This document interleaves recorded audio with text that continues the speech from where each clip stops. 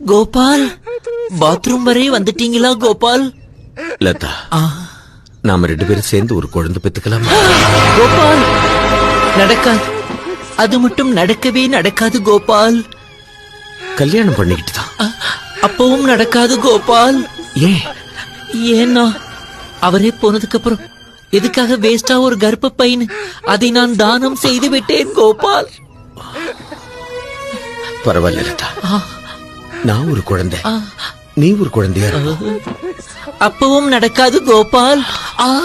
அப்போ சிரிச்சு சிரிச்சு பேசினது, என் கூட ஆடி பாடினது அத்தனையும் நடிப்பா?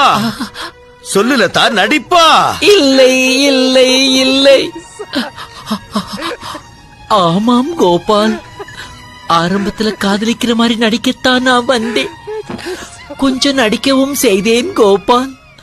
ஆனா தூய்மையான உங்கள் அன்புக்கு முன்னால் என்னுடைய நடிப்பு தோத்து போச்சு கோபால், தோத்து போச்சு.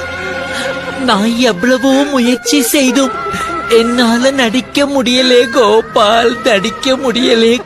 இப்பவும் நான் சொல்றேன் கோபால், என் உள்ளத்திலே அவரை தவிர வேறு யாருக்கும் இடமில்லை. நீங்க வாங்கி தருகிற வீடுகள், பொருட்கள் எல்லாம் நான் வச்சுக்கிறேன். ஆனா என்ன நீங்க வச்சுக்க முடியாது கோபால், வச்சுக்க முடியாது.